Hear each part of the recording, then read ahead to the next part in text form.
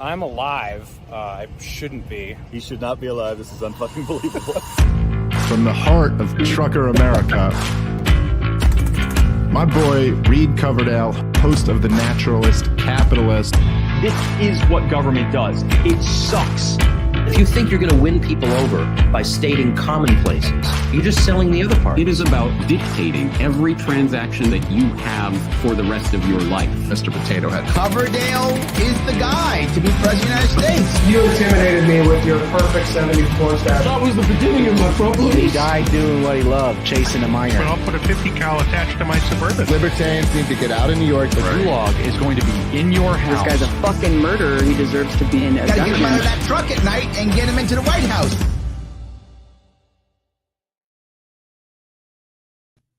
Hey guys, thank you for tuning in to another episode of The Naturalist Capitalist. I know I threw this one together kind of quickly, but it's actually been in the works for a couple weeks, but I'm so busy driving all the time. I don't have any time to do anything, but we're going to make it happen anyway. If you're new to the show, please subscribe to the channel. If you're watching this on YouTube, you can also watch it on Odyssey within a day if you would prefer to watch me on alternative platforms. And if you want to listen to it, it'll be available on Apple Podcasts and Spotify and a few other places. And you can find me at those places in the links in the description. So check that out. Anyway, tonight I've got the fellas from the Biting the Bullet podcast on the show tonight. We've got Luke and Typo. How you guys doing tonight? Doing good, man. How about yourself? I'm doing pretty good. So I haven't had you guys on the show before. You've had me on yours, and we all did War Gang together a few months back. But I like your style. You guys are funny, and you also have something to say, which is, I remember when I first thought about starting a podcast, I was like, I just don't know enough, like I'm not well informed enough to do anything, and I don't think I'd have interesting enough to take. Then I watched a few podcasts, and I was like, all right, maybe I do. Like compared to the vast majority of people. But I like your podcast. So how did you guys get it going? Were you friends before and then you started the podcast, or how did it go? Either one of you can answer. Yeah, so we were the exact opposite of you. We knew we didn't know shit.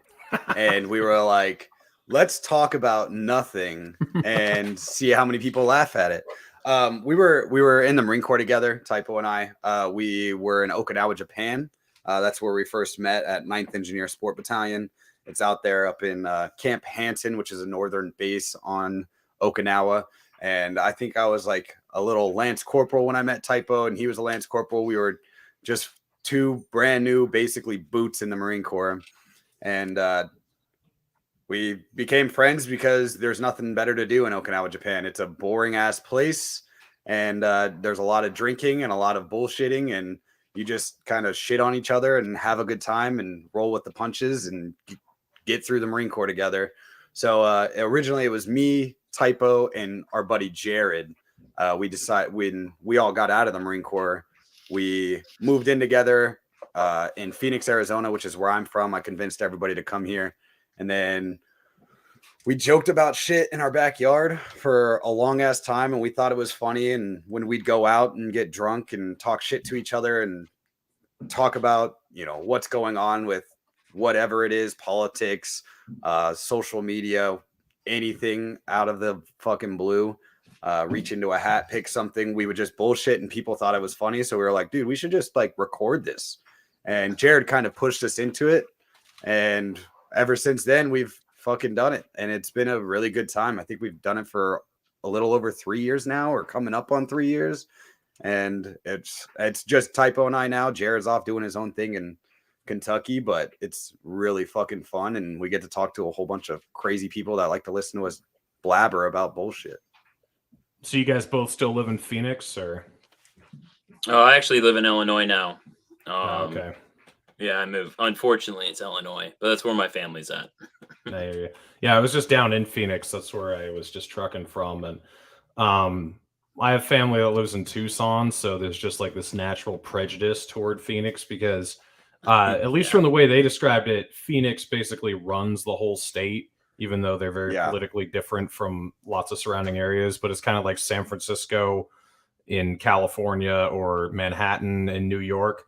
And it's funny because usually those, the examples we think of are the Democrats running the whole state, and the conservatives in the fringe areas are pissed off. But Arizona was like the opposite. Like it's really conservative in Phoenix, and then they just basically dictate everything Tucson does, and they hate them for it. I thought that was kind of funny. Yeah, it's a super weird place because for the most part, it's been, I mean, my whole life, it's been very conservative. I mean, this is the home of John McCain. Like, it's the neocon of neocons. So, and everybody loved him. Everybody loved him. It didn't matter if they were Democrat or Republican, because I mean, the Democrats down here at the time were, central Republicans. Like that's what they were. Well, he's a maverick, No, I'm just kidding. Yeah. he's an American pioneer. But he's just so it was just kind of everybody loved him. For a long time, everybody loved Arpaio until his like last fucking 7 years being sheriff. And well, I'd say the white community in Arizona liked Arpaio because they thought he was actually doing good things with Tent City and things like that. But when you have people out in 120-degree weather for a DUI that didn't hurt anybody, or a marijuana charge that literally didn't hurt anybody, people started getting upset. And I think you saw a lot of shift because of McCain and Arpaio to now where Phoenix, I mean, shit, I wouldn't say Phoenix is the conservative hub everybody thought it was. Mm-hmm. Yeah, my biggest gripe with Phoenix is how hot it gets. Like, it's just gay. It gets to like 120. It's like, okay, like, the teens is already ridiculous enough. Like 120 is just fucking bullshit. Like, cut that shit out. Like, I don't know. It's just offensive to me that they would even think about raising the temperature that high. But I actually didn't mind it, but like we were in like Okinawa, Japan. So like there it was like it was hot, but it was like the opposite of Phoenix, where it's not dry heat, it's just constant humidity, like 100%. Every day you walk out, it's like 100%. So then we went to Phoenix or Arizona, the desert, whatever.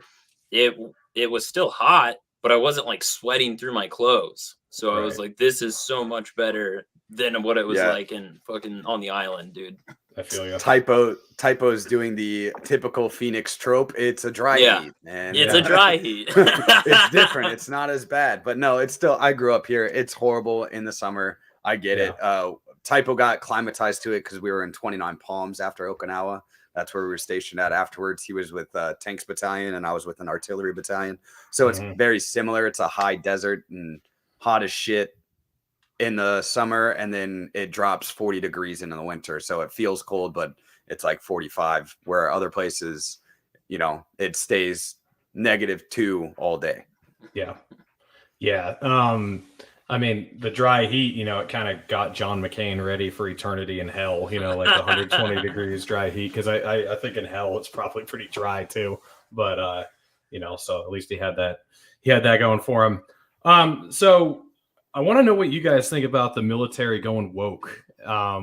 Like, I'll be honest, I'm kind of a fan, because I mean, so many people are pissed off about it, but I'm like, this is doing more to delegitimize the military than any Scott Horton speech ever would. Like, it doesn't matter like how fiery or convincing a message you can have. Like Ron Paul's presidential run, none of those things could do nearly as much as, having a gay general or a trans, corporal or whatever. Like, that just like kills the motivation. Like, all these conservative kids are like, yeah, I'm going to grow up and be in the military. And then they like see videos of this like trans queer Latinx drill sergeant, like yelling at a bunch of men, like left, right, left. And they're just like, I can't do it anymore. So what do you guys think? Do you like it, or what do you? So you go ahead. Well, I was just gonna say, I think you're exactly right. I think it's the best thing in the world to delegitimize the military. But like, coming from the military, it's just like, God damn it, I hate it. Because like we always talk about like how you were proud, like even now, like I was proud that I became a Marine at the time when I did. Like, I was like, it was an accomplishment. Like, it was something that it was like, all right, I'm going to do something good and be a part of something bigger than myself. That was the whole goal, right? and kill people. But that was the that was the whole fucking goal. And then you look at it and you just watch it get like softer and softer and softer. And it used to be like all the old heads would always tell you, oh, it's a new Marine Corps, it's a new Marine Corps. And you're like, dude, shut up. You guys were fucking pussies too. Like, don't act like you're all big and bad.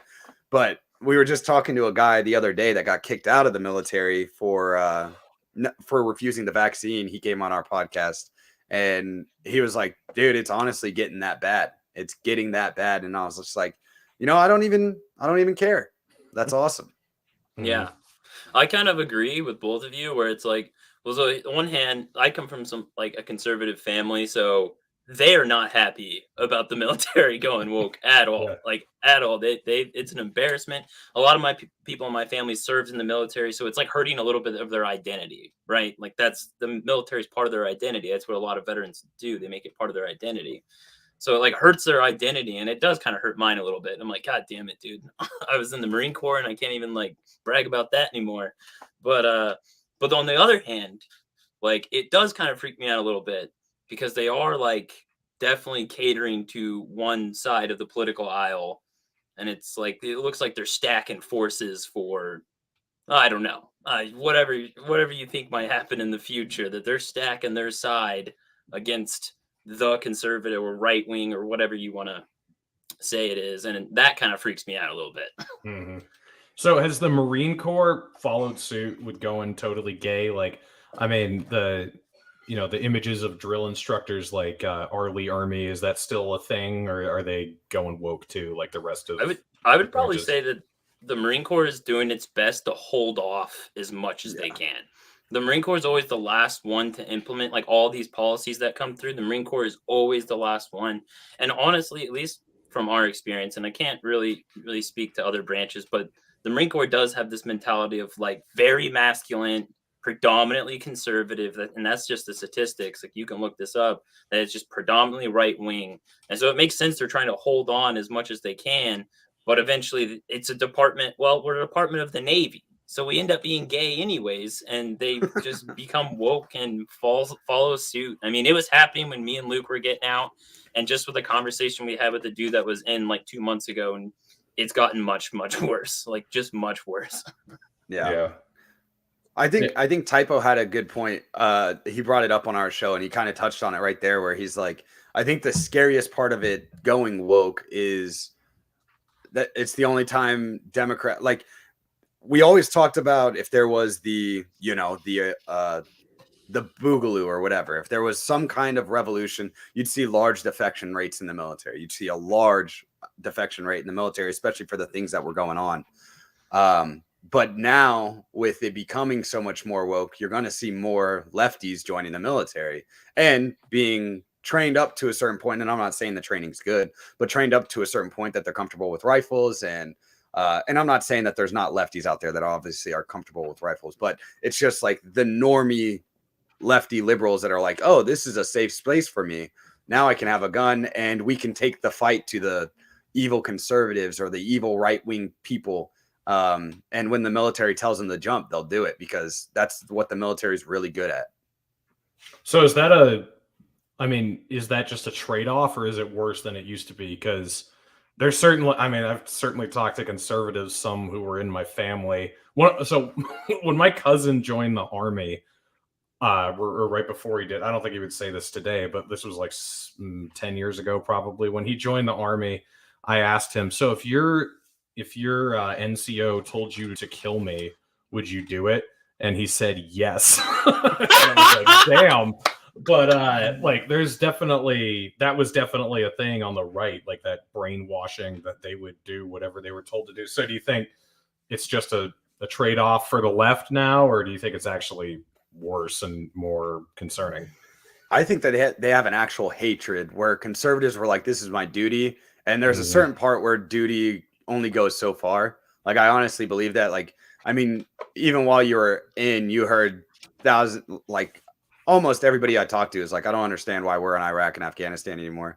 And they're like, yeah, I'll go kill some, Middle Eastern goat farmer if I have to, but I don't really want to fucking be here.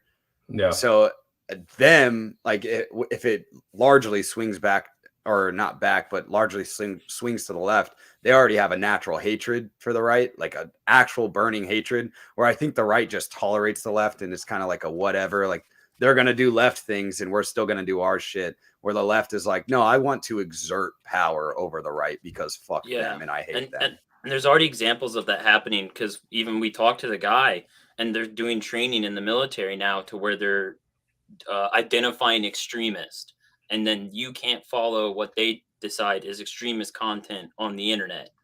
And they're actually like, ever since the January 6th, they've really ramped up their their classes and what they teach people in the military, like what they need to watch out for and what is considered dangerous content. And their focus of it is white supremacy.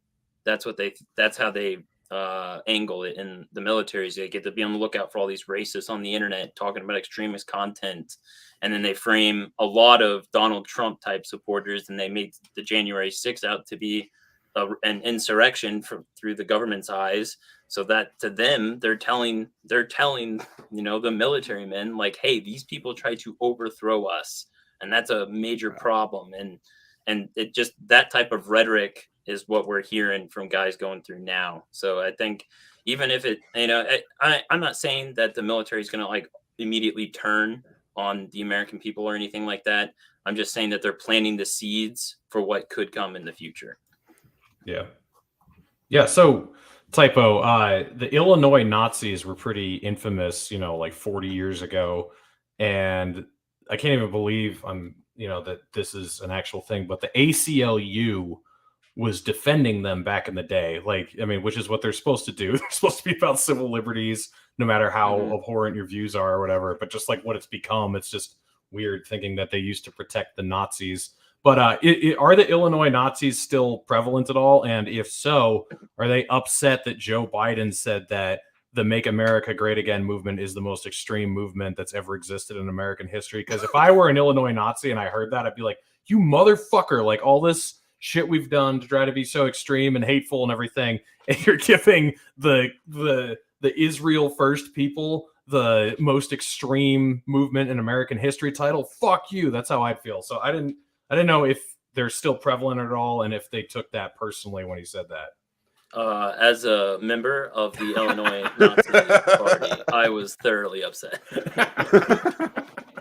I was like, he's probably got card-carrying members in his family, let's be honest. Well, I will say or that sheet-carrying members, my bad, not card, sheet-carrying. Sheet-carrying. When you said that, it was really funny, because I'll just say that I have a family member from a certain town that they have a festival every year, and it's just like a picnic now. You just bring your kids, hang out, there's a parade or whatever.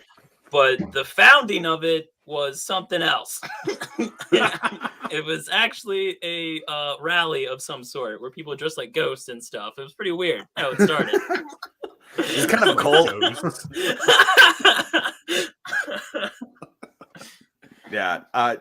That's fucking hilarious. I didn't know the ACLU or that Biden had said that. And it just goes to show how fucking far removed he is. Like, I mean, everybody jokes about him like not existing, as like he's not even alive anymore. He's been dead for forever. But whoever his PR person is, they're horrible. And honestly, I think the left is starting to, they've started to see it for a while too. Like, they're just like, we literally voted for Biden because he wasn't Trump. And I think that you can only rally behind Biden and Harris for so long before they're just like, we got to get somebody else in there. But they know that if it comes up in the next presidential election that they have to get rid of Biden and Harris, there's no way they're beating the Republicans. Like, there's no way. Yeah. Unless they put Oprah or Michelle Obama there. But I don't even think they can go with Michelle at this point. Yeah, this whole globo homo bad guy shit is just so dumb. Like, at least in the past, like in the Imperial Japan or the Nazis or the Soviet Union being the bad guys, at least they're like, I mean, they're evil and they're terrible, but at least they're like kind of cool and elite. And you're like, wow, those are our opposition. And now, like, the bad guys are Zelensky and Kamala Harris and, European leaders. And they're all so boring and dumb and woke. And it's just like, God, this sucks. Like, Give us some good bad guys again. I don't know if you guys ever have that feeling, but yeah, they're like mediocre bad guys. It's like the Batman series when the Joker wasn't Mark Hamill anymore. It's like, it's just not the same. Like you're not intriguing, or it's like any of the recent DC movies besides like the first Justice League. It's like, these villains are garbage. Like, what are we doing here?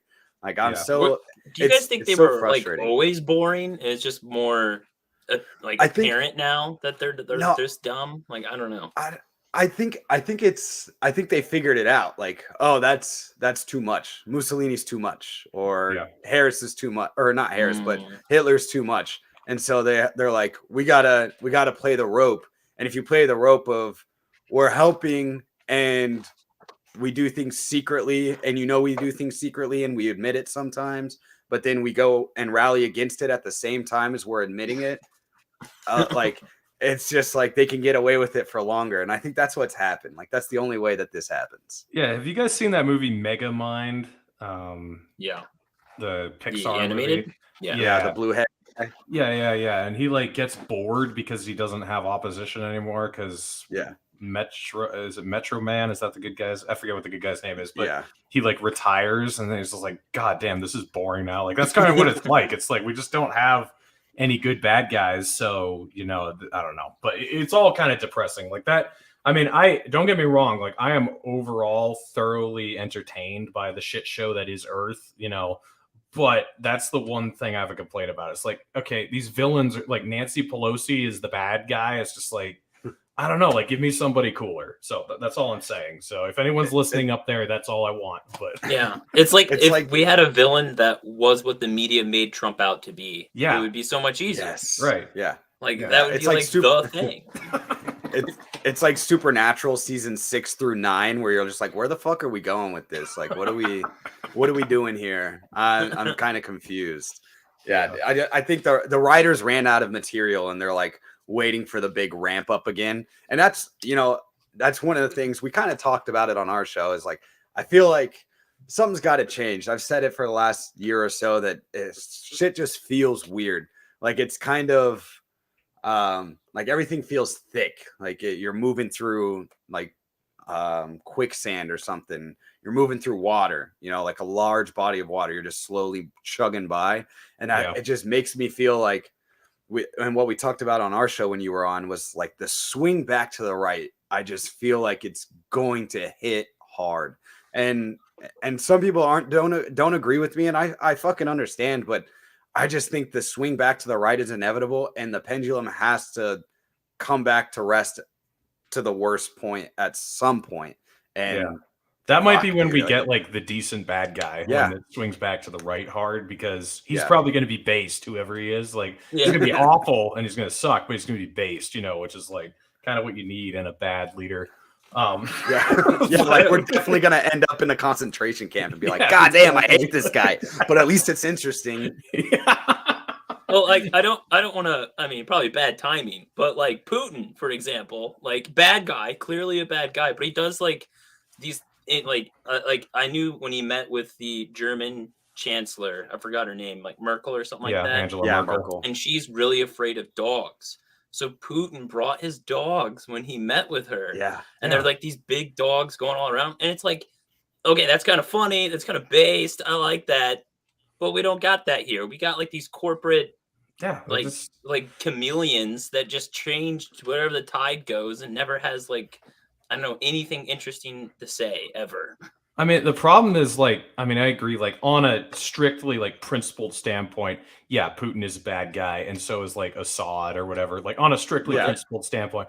But if you're like looking at it from a worldwide, like geopolitical, realistic standpoint, you're kind of like, I don't know, like, are these guys the good guys? Well, it's like compared to what, right? Like he's the bad guy compared to who? Because everything that his like big entire rant at the beginning of this whole Ukraine thing, when he called out the West and specifically the United States and the United Nations. I mean, what did he say that wasn't truth? Exactly. Like, to be honest, like, what did he say that wasn't wrong? And this is where I realized, like, oh, I'm going to be in a fucking Joker mask in one of these Batman movies and being like, yeah, kill the Batman, kill the Batman. Yeah, no, I mean, it's like what the Joker says in The Dark Knight Rises, or I think it's The Dark Knight Rises. No, The Dark Knight, whatever it is. The one with the Heath Ledger in it, when he says, like, as long as everything's going to plan, no one going according to plan, no one cares. But then I forget the exact wording, but if something, strays from the narrative, then everyone loses their mind or whatever. Like, that's totally true. Like, as long as, we're supposed to be arming ISIS in Syria, then that's fine. But as soon as they're the bad guys, like, oh my God, like, look what ISIS did or whatever, it's the worst thing in the world. It's just kind of interesting that's so true. And I'm realizing with a lot of these Hollywood movies, like, the bad guys do say a lot of things that make a little bit of sense. It's like, well, those are the really good movies, right? Like, the really good ones is where the bad guy isn't quite as bad as everybody has made him out to be. Right. He's actually telling a little truth, and he's just, in your opinion, like in the movie's opinion or the good guy's opinion in the movie, it's like he's just going about it the wrong way. And it's kind of, sometimes that's how we also talk a lot about, like, are the people that be, in the United States, are they nefarious? Or are they believing that they're doing the right thing and not realizing, like, they're basically stupid. They're thinking they're doing the right, they're naive.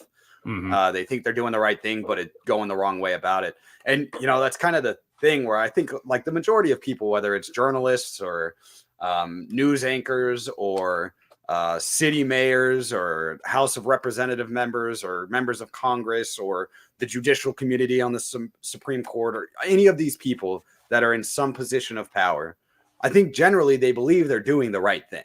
I think for the most part, the majority of them believe that they're doing the right thing. And then there's people above that, or people that can play on that and can take advantage and be extremely nefarious and sway crowds to be exactly how they want to be. And I think that's, like, why we see ourselves in a lot of the positions that we do as the United States, is because the nefarious actors, and that's what it always is, even in fucking movies. Art mimics reality, right? Or the opposite, whatever that saying is. It just kind of flows together, because it's never that everybody's bad. It's always somebody's being taken advantage of by somebody that's extremely nefarious, and it's getting laid at the feet of the person that thinks that they're doing the right thing, and then they get backstabbed in the end, and fucking Superman laser blast half the city. Like, it's just one of those things where I think that's generally how it is, and it's very difficult to stay level-headed and be like, this person's not Pete Buttigieg's not a bad guy, probably, in general. He thinks he's doing the right thing, but goddamn, he says the dumbest shit ever that I'm like, I want to fucking hit you in the face. Yeah. No. For me. So Luke, you made a tweet the other day that really ruffled some feathers, and I shared it on all my socials all over the place. But I'll just bring it up here. Let's see. You said, if you really want to abort your child, just raise them for 18 years and then send them to the U.S. military. That's how the right has aborted their kids for years. So I shared this around, and I got some comments from people like, that's so ignorant. Like, you can't say that if you haven't served. And obviously they didn't know this was coming from you. But just, I don't know. Elaborate on your tweet a little bit here. I was telling you before, I was just literally about to go into this axe throwing tournament that I was doing, and just fucking around on my phone before I walked in, sent it out. I was like, this is funny. First off, to me, it was hilarious. And second, it can ruffle both feathers, the left and the right, and libertarian, apparently, because they want to fucking gaslight the fuck out of it and make it about something that it's not. But if you really want to abort your child, just raise them for 18 years and then send them to the U.S. military. I was kind of like just the joke off of, the right sends an exorbitant amount more than the left to the U.S. military to go die for things that are absolutely pointless, have never created freedom in the United States or been in defense of freedom in the United States. And then they get a nice little, plot of land in Arlington National Cemetery. They get a, folded flag and become a Gold Star family. And like that, it's the same thing. Like, And the reason why I brought it up was because the whole thing with Roe versus Wade going on right now, and I'm not really a big like picker on one side or the other of the pro-choice, pro-life. I'm always for it going back down, power going back down to states. I think it's a weird time to do it. That it got leaked and how it got leaked, and that the Supreme Court was even talking about it. I think it's honestly at this point it's just my cynical mind. But I thought it was fucking hilarious, and people started quote tweeting me about voting statistics and how the right doesn't want to be in war anymore. And I was like, well, then stop sending your kids to the fucking military. It's not doing anything for them except either extremely disabling them for the rest of their life, from either crippling anxiety or suicide or depression, or literally taking limbs or their life. So stop doing that, and you're not aborting the kids. Like, that's pretty legit. I had a tweet. This was a while back, and I basically said that the military was the conservatives' version of welfare.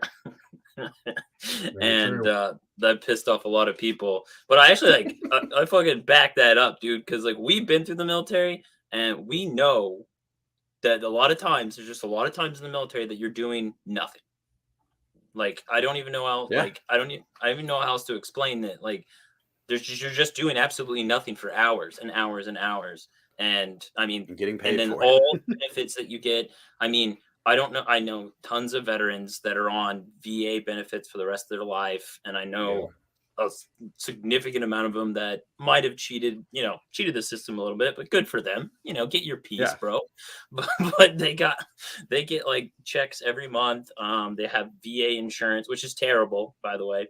And so it's like, and in a sense, it is like welfare, because a majority of people in the military actually don't deploy. They don't go overseas or go in any sort of combat situation. A lot of them stay home in the United States and play pretend for 4 years and then just get out and go to college or whatever. But that pissed off a lot of people, and that was a hilarious day. Actually, sorry, one more bit. That tweet actually made it on Facebook.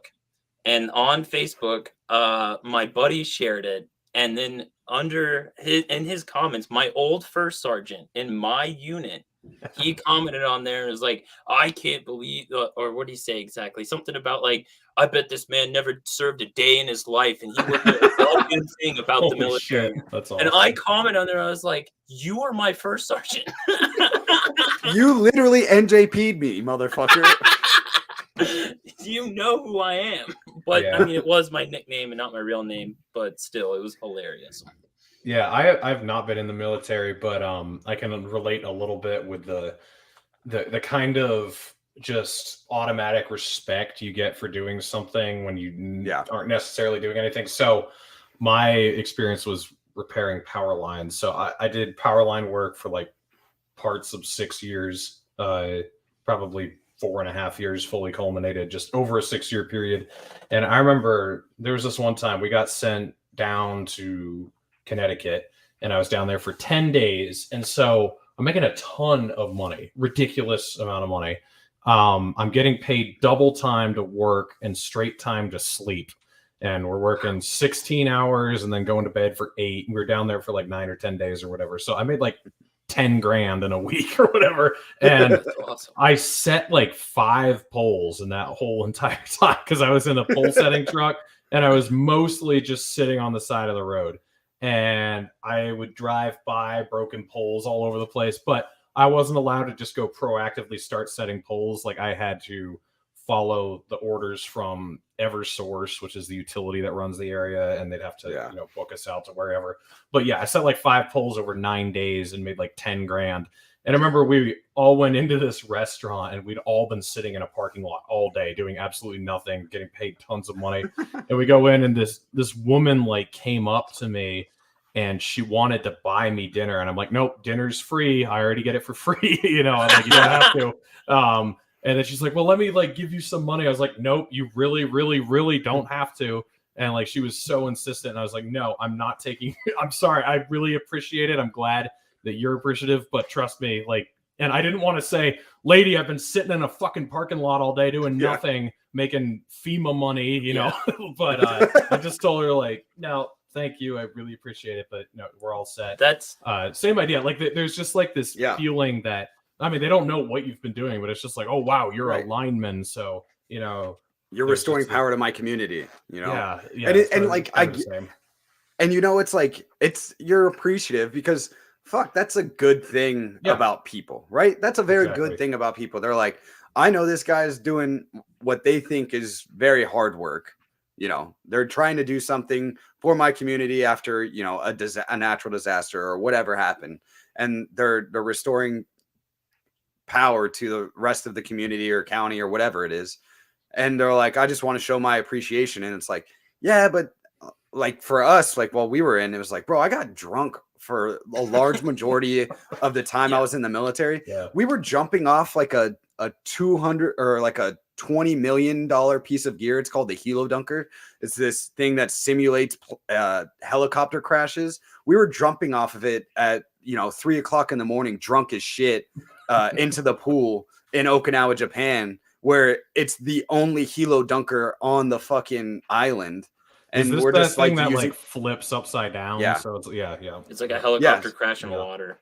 Yeah. And so like we use that as our own personal plaything. It's like, bro, I like, as much as I love the free Denny's breakfast on Veterans Day, we don't really like I don't need anything more than that. Like I don't, I wanted the school thing and I did that for a year, for 2 years. And I was like, all right, I don't really want to do this anymore either. It's like, the benefit was, hey, there's kind of a certain level of respect that people give you once you've joined the military. But even that, for the most part, there was plenty of people that I knew that didn't even deserve that because they wouldn't have gone into any kind of battle, even if they were forced to. They would have bowed out, malingered, tried to get hurt, and walked away. But they get the same respect as somebody that has 3 combat tours for the most part. And it's just one of those weird things. And it's super nice that people are like that. I mean, it's a good part of what our society is, that people can, without even knowing who you are, just knowing about what you do, they're very appreciative. But at the same time, it's like, some people take advantage of that shit. I do all the time, dude. They're like, thank you for your service. I'm like, yo, can you spot me a 20, dude? Gas is pretty high. Well, I gotta be honest, like this has been a transformation in the way I think, but I don't get upset at anybody for taking free money from the government, whether you're an immigrant, a corporation, a veteran. Like, that's completely the wrong side of the aisle to be hating on. Like, if I were, a shareholder in a corporation, you're damn right I would take bailouts from the U.S. government. Like, or if I were an immigrant coming here illegally, and if I had a kid here, then I suddenly get some sort of benefits. Like, fuck yeah, I would do that. So, and this kind of concerns me with a lot of libertarians. They start hating on the wrong side. Yes. It's like, look, that's not their fault. You would do the same fucking thing in their position. Yeah. So it's the government's fault for fucking giving it to them. So I don't know. Absolutely. That was I think that was our evolution for a while there too. Like, I was like, I'm not taking shit from the government. I got out and I was like, I'm not taking shit. I don't want anything from them. You know what I mean? That was just my mentality. But then it was like I think it was after probably after the first couple months of COVID, and I saw libertarians.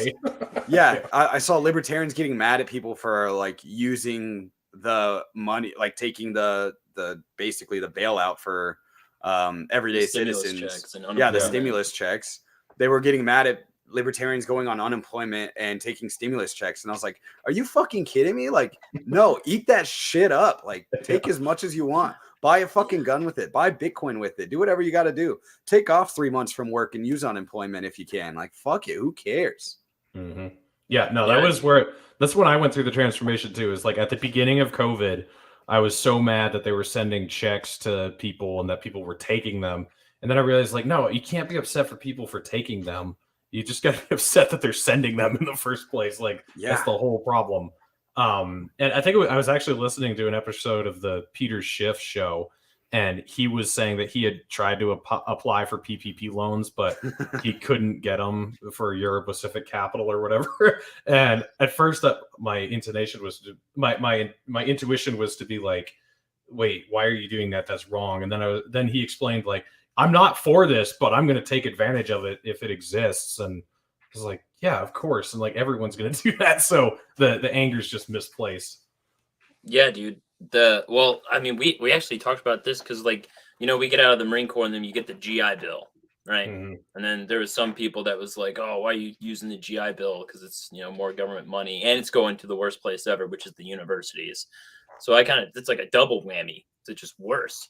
But I always told people, I was like, dude, who cares? Like, they're going to rip you off for the rest of your life. You get as much from them as you possibly can. If they're going to hand out you something or pay for something of yours, you take full advantage of it, because they're fucking spending your grandkids' money right now. So get as much back as you can, for the love of God. Yeah, exactly. So I want to go back to January 6th, because we were talking about that a little bit with, how they're kind of weaponizing hatred of the right with the military and everything. I don't know about you guys, but with this whole SCOTUS leak and how, I don't know if you saw Elizabeth Warren saying, like, we are going to fight and I'm going to, whatever. Like, I want a liberal January 6th, in June or whatever. Like, I so want it. Like, instead of a Q shaman and a buffalo headdress, it's going to be like a furry and a rainbow suit, and then like a bunch of people with like dildos instead of Trump hats or whatever. Like, I want it so bad. So any thoughts? Well, I think the left knows how to peacefully protest a lot better than the right does. Mostly peaceful. Mostly peaceful protesting. And I'm kind of serious. And I think it kind of shows, because like they're, at least in my opinion, like the elites in charge are a lot more afraid of the left than they are the right. And I think there's a very good reason why they're a lot more afraid of the left than the right. And I don't know. I kind of thought I thought there would be even more outrage, like this abortion thing. Because when I was Jesus Christ, dude, when I was at the university, like this was the thing that would get under every liberal woman's skin, was you talk about abortion at the university, dude. It was insane. So I actually thought, like, once this came out, I mean, there kind of was in LA. There was kind of like a mini riot, mini scuffle, whatever that was. But I thought it was going to be like the Trump walkout all over again. I thought this was going to be something big. I mean, they're already putting up fences and shit around the Supreme Court building in DC. They did it that night. Yeah, I mean, they know better now, but I don't know. I don't know if it'll be as bad or even think close to January 6th. And if there was, honestly, I don't know if they'll play it up as something like that. They'll probably just be like, oh, it's not that bad. And they're like building, like Capitol buildings on fire behind them. And it's like, well, it's mostly peaceful. Well, you remember, or go ahead, Luke. I was just going to say, I think he's right. Like, they are definitely scared of one more than the other. And it's like, look at what the left got after the whole summer of just fucking going ham. Like, they didn't get everything that they wanted, but they certainly got a lot more than the January 6th protesters did. So it's like, they didn't get labeled as terrorists. They got to loot any store that they wanted to. They had, some types of legislation go through, defunding certain police departments, and then end up refunding most of those police departments. But on the virtue signal, they at least defunded them for a little bit. And then on top of that, the January 6th rioters just got labeled as terrorists and are going to go to prison for, terrorizing, or I don't even know what half of them have been charged with, but it's been, they're going to get charged and put on a fucking watch list for the rest of their lives and can't fly anymore.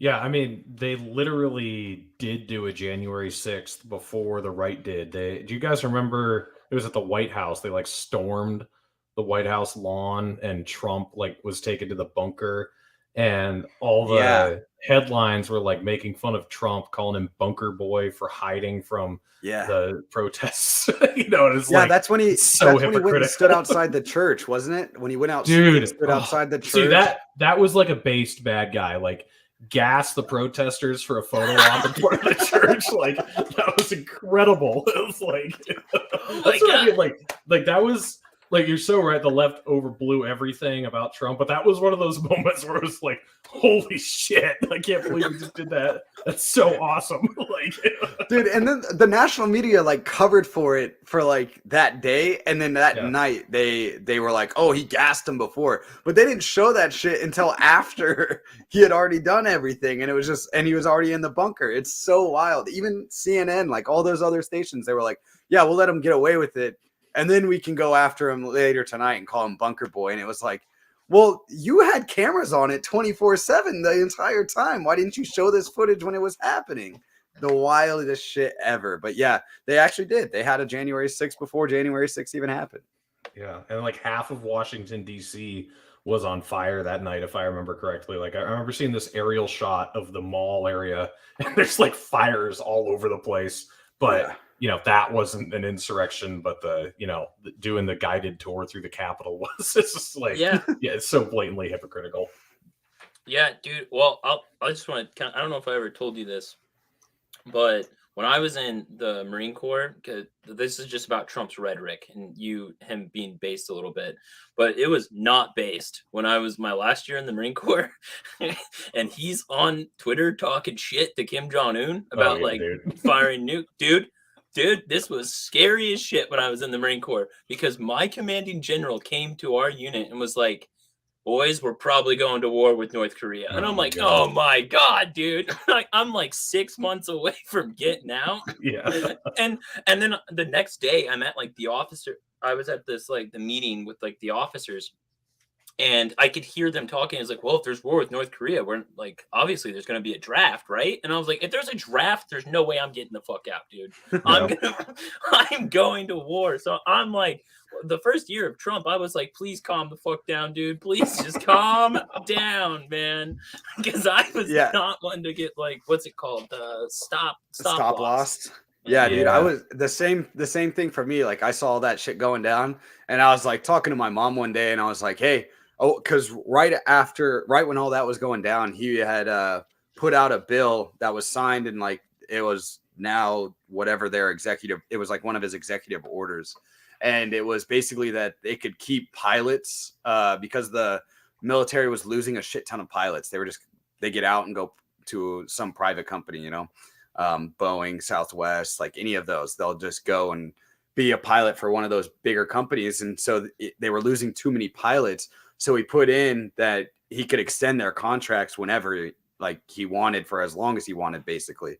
And I was like, that's fucked up. And all the military's like, yeah, but it's just the pilots. But if you read the executive order, I can't even remember the executive order now. I should probably go and find it. But if you read the executive order, it wasn't just for pilots. They could do it to anybody. So I was like, my ass is going to get fucking, or that they could call them back whenever they wanted. That's what it was. Not that they could extend the contract.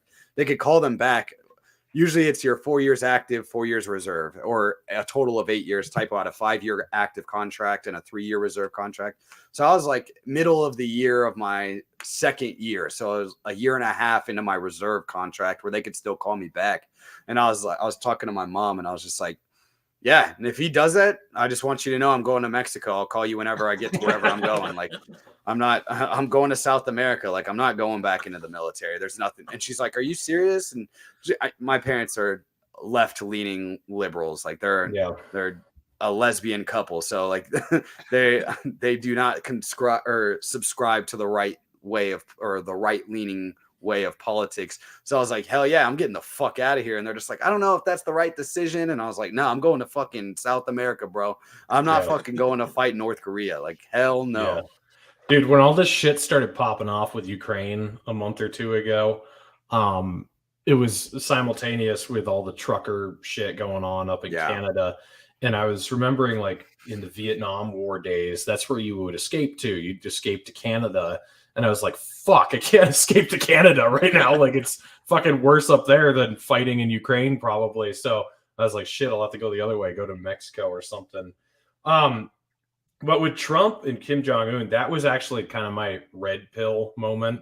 And Drew Hancock just put out a great video about red pilling versus blue pilling, because it's so misused. Like, you can have the correct views and still be blue pilled, and you could have the wrong views and be red pilled. Like, I'd say Abby Martin is red pilled, but I think she's way off on a bunch of stuff like economics and whatever. But I was still pretty blue pilled. Like, I didn't necessarily think the media was evil. I just thought they were wrong about a lot of stuff. But with Trump, like, and Kim, I was like, holy shit, what is going to happen here? Like, I didn't think we were actually going to go to war, but I was like, I don't know what's going to happen. This is nuts. And then like a week later, suddenly he's in North Korea with Kim and like sort of trying to establish a peace deal with South Korea. And I was just like, holy shit, like, that is incredible that this happened. And then the media response was like, "Oh my God, did you see Trump with Kim Jong-un? He's a traitor." And I was like, what are you talking about? Like, this is the best case scenario pretty much. Like, don't you remember a week ago when Hawaii, like, you know, got that false alarm and everyone was hiding in their fucking sewers and shit? Like, we've kind of upgraded from that, but everyone was and even some right-wing media too, but like left and right-wing media demonizing him for how he talked to Kim Jong-un or whatever. That was kind of when I started waking up and realizing, oh, this is like, you know, an intentional narrative to, you know, to bring about a certain point of view and push people into thinking a certain way. It's not just that they're dumb. But when did you guys start realizing that? Was it in the military or after you got out, or when did you realize that they actually are evil, not just stupid? Probably during the Trump, like Trump is what, like, I think Trump like red pilled a fuck ton of people, like not necessarily because of him, but because of how the media treated him. Yeah. And that's how I kind of woke up, because like because I come from like most of my family is like pretty big Trump supporters. They're conservative side, whatever. But I was at the university and the university during Trump's first year, which was crazy. And the way they like believed everything, like they would believe he was literally a Nazi, and like it was so blown out of proportion that I was like, oh my God. And they would demonize like people like my family because they were Trump supporters and stuff like that. And that was like honestly one of the most like red pilling for me, was just seeing how, because people would be like it was so funny, because when I was in college, and I didn't think about this until later because I wasn't completely red pilled yet, but this girl in my class was like, she had to get sources from a not her typical news topic, and she said she had to use Fox News, and that disgusted her, how she had to go to Fox News to get a source. But her usual source was CNN. And I was just like, and I was just so blown away that like what is really, I mean, don't get me wrong, obviously Fox caters to the right and CNN definitely caters to the left, but like they're both corporate news media companies. Like they're really not that big different on like the big picture. Like what are you even talking about? Like I don't know. That just stuff like that, little things like that. And I just started and then the whole like weapons of mass destruction was like a really big thing to me when Trump said that to Jeb Bush as well. Yeah. Yeah. For me, it was like when I was while I was in the Marine Corps, I just thought, wow, everybody is just stupid. Like that's how I thought. I was like, these people are just dumb. Like there's no way that you can't hit this many like things in a row without being stupid. Like they hit every pothole they could, you know? That's how it felt. And then I think it was kind of the Trump running and then going back and looking at, you know, how when Bush was getting elected, I looked a lot up about when Bush was getting elected, because I was younger. I'm 28 now, so I was younger and didn't really understand it. And how it went from Bill Clinton to Bush, and how Bush was so bad, when I kind of remembered like everybody wanted Bush. Like, fuck, I feel like everybody wanted Bush over Gore, wasn't it? Yeah, Gore in the first election. Like everybody wanted Bush over Gore. And so I was like super confused as an adult. Like, why did that happen? And then you go back and look and see that he was running on, you know, a non-interventionist policy and things like that. And then got us into some of the worst wars ever. And then you saw some of the people in his cabinet and how they were some of the people in the cabinet before. And I was like, oh man. And then you saw after it that they were some of the same people in Obama's cabinet. And then when Obama left, they were some of the same people in Trump's cabinet. And I was just like, oh fuck, like this is really bad. And that's kind of where I started to red pill myself. And I mean, the Trump going and talking to the Ukraine and watching people lose their fucking minds about him meeting with Kim Jong-un and being in the demilitarized zone and all this stuff, and how much they demonized it. I was like, how can you not see that this is only a net good? Like there's almost nothing that him just going there and talking to him, there's almost nothing that it could be negative about it, especially because he was going there peacefully. If he went there to talk with them about like, hey, surrender now, like I could understand, but he went there and they were talking and walking and they don't fucking understand each other. But still, I just could not understand how they could demonize that action because there was nothing about it that was overtly aggressive or, nefarious in the sense of it wouldn't benefit North Korean society or the United States society. And I think we lost that connection because of how they demonized Trump for it. I think it was fucking done after that. Yeah. Yeah. What they did to Tulsi Gabbard is what completely red pilled me. Like that Trump was kind of the primer. That was huge. And then, because like with Ron Paul, they didn't really demonize him. They just made him look like an idiot is what they tried to do. Yeah. Or they ignored him. At him. Yeah. But yeah, with Trump, like he was Hitler, and then Tulsi was like, Hitler, Satan, or whatever. And like, I just was like, wow. And now what they're doing to Trump supporters because of January 6th and, the way they treat Tucker Carlson or whatever, it's just like, if anyone doesn't see it at this point, they're just obviously asleep. I just found a pattern that pretty much whoever the media said they hated, when I went and listened to them, not necessarily that I agreed with that person, but I found them very interesting.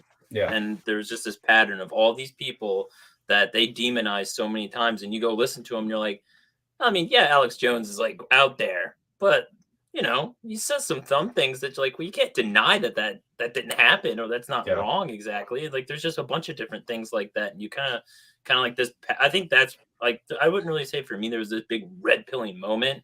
It's just like all this stuff build up where it's just like, okay, they're either nefarious or they're wrong all the time. Either way, why would I go to them? Yeah, I think it's like a mix of evil and stupid. I don't think it's exclusively one or the other, but it's a sliding scale. And sometimes I'm amazed how evil they are, and sometimes I'm amazed how stupid they are. It's just like, it's incredible. But last thing I wanted to ask you guys is, as veterans, like, how do you thread the needle of demonizing the military versus the foreign policy versus the soldiers? Because I've seen people who come out of the military who are anti-war, they go a bunch of different ways. Like Tulsi Gabbard is still very pro-military, very patriotic, very pro-soldier, but she just criticizes the politicians. And then you got people like Adam Kokesh who are like, fuck everybody who joined the military, like they're just retards, or like so like, where do you guys fall? How do you, what do you think is the most effective way to message to people who have been in the military, and then people who don't know, like, what's the best way to get the message across without turning them off? Well, listening to our show is the best way to turn your friends. There you go. That's kind of, that's one of the reasons why we started it. Was when we first came out, it was really weird. We first came out of the closet. It was really weird. It's the same thing. Coming out as libertarian is almost, if not worse, as coming out as gay in this society. Yeah. So, when we first got into some of the libertarian politics and some of the threads and Facebook groups and all those things, people were very against us. They were like, how can you don't even know what libertarianism is? And, the anarcho-capitalists are all like, you guys are fucking baby killers. And it's like, bro, I got drunk on a military base for 4 years. Like, I didn't do shit. Yeah. And so it was just like, damn, dude, like, what the fuck is this? Like, I didn't do anything to y'all. I took government money, but I bet so have all of you at some point in your life, and I didn't fucking know any better. And so we kind of wanted to bring that where it's like, kind of how we focus it on is like, the politicians, I think we've kind of gotten smaller where one person will focus on the politicians and the one person will say the whole thing is bad. I kind of go to the politicians are horrible. Your senior leadership is garbage, all the way down to probably like your company commanders and things like that. They're not, at some point, they're not good anymore, especially if they've been in a war zone. Like, I just don't see that there's not a lot of good that they could have done. And there was a lot of good that they were in positions to do and didn't. And so that's kind of where I would argue from. That's kind of where our show goes to a lot of times. It's like, fuck the officers, fuck the staff NCOs. There's a couple good ones out there, but they don't make up for the lack of the many. And that's kind of where I go with cops too. But it's just kind of one of those things where there's no point in being like, that Lance Corporal's a fucking idiot, and how dare you be in the military, and you should be smited on the spot, because it's kind of hypocritical for me to say that because I was that too.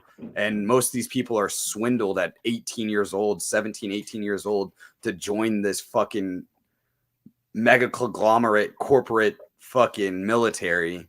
And they don't know any better. And they're just doing what they think is right. They're stupid. They're doing what they think is right. And that's the only way you got to come at it from a different angle. And that's kind of what we do. I don't know. I think Typo probably has a similar viewpoint.